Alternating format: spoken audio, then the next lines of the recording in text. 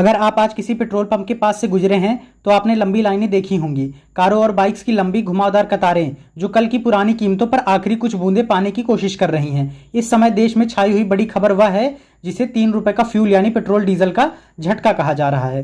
Petrol और diesel की कीमतों में अचानक 3 रुपए प्रति लीटर की बढ़ोतरी हुई है और साथ ही साथ सीएनजी के दाम में 2 रुपए प्रति किलो का उछाल आया है। जैसा कि अंदाजा था, राजनीतिक गलियारों में हंगामा मच गया है। राहुल गांधी से लेकर तमिलनाडु के मुख्यमंत्री विजय तक विपक्ष के नेताओं ने इस बढ़ोतरी के समय पर कड़ा हमला किया है। उन्होंने सरकार पर आरोप लगाया है कि 5 राज्यों के विधानसभा चुनाव खत्म होने तक कीमतों को जानबूझकर और बनावटी तरीके से रोक कर रखा गया था। लेकिन आर्थिक जानकारों के तौर पर हमें तात्कालिक गुस्से से हटकर यहाँ चल रही 2 अलग अलग बातों को समझना होगा, क्योंकि जो हम देख रहे हैं वह सिर्फ एक नीतिगत विवाद नहीं है, यह लोकतांत्रिक अर्थव्यवस्थाओं में दबे हुए संरचनात्मक तनाव का एक किताबी उदाहरण है। एक तरफ राजनीति दिखावे की बात है, विपक्ष का तर्क लोगों के दिल को छूता है, क्योंकि यह एक बार बार होने वाले पैटर्न को उजागर करता है। एक जीवंत लोकतंत्र में अक्सर चुनाव की तारीखें कीमतों पर एक अदृश्य लगाम की तरह काम करती हैं। सरकारी तेल कंपनियां अक्सर बड़े चुनाव के दौरान कीमतों को बदलना बंद कर देती हैं ताकि सत्ताधारी दल को जनता के गुस्से से बचाया जा सके। जैसा ही आखिरी वोट पड़ता है या बांध टूट जाता है, एक आम वोटर को यह वित्तीय प्रबंधन कम और राजनीतिक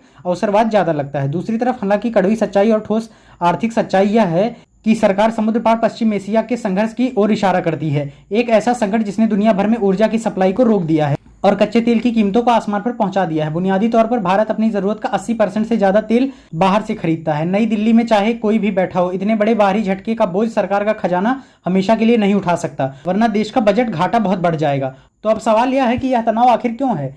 तो इसका जवाब यह है कि यह इसलिए मौजूद है क्योंकि एक लोकतांत्रिक अर्थव्यवस्था स्वभाव से दोहरी प्रकृति की होती है। यह लोकप्रिय जवाबदेही मांगती है, जिसका अर्थ है कि सरकार को अपने नागरिकों को तत्काल आर्थिक दर्द से बचाना चाहिए, लेकिन यह वैश्विक बाजार के नियमों के तहत काम करती है, जहां कीमतें भूगोलिक और राजनीतिक यानी जियोपॉलिटिक्स से तय होती हैं, बैलेट बॉक्स से नहीं। जब ये 2 ताकतें आपस में टकराती हैं तो तेल कंपनियां बीच में फंस जाती हैं, जिन्हें सत्ताधारी वर्ग के राजनीतिक अस्तित्व और अपने मुनाफे व नुकसान के बीच तालमेल बिठाना पड़ता है। अंत में यह 3 रुपए का झटका हमें याद दिलाता है कि भले ही आप चुनाव जीतने के लिए बाजार को कुछ समय के लिए रोक सकते हैं, लेकिन आप मांग और आपूर्ति के नियम को वोट के जरिए खत्म नहीं कर सकते। दुनिया के हालातों का बिल हमेशा चुकाना ही पड़ता है। अब एकमात्र सवाल यह है कि सरकार इसे कब तक छिपाने की ताकत रखती है। तो मेरी तरफ से बस इतना ही। आप अपना फीडबैक कमेंट बॉक्स में जरूर दें। Thank you and stay tuned.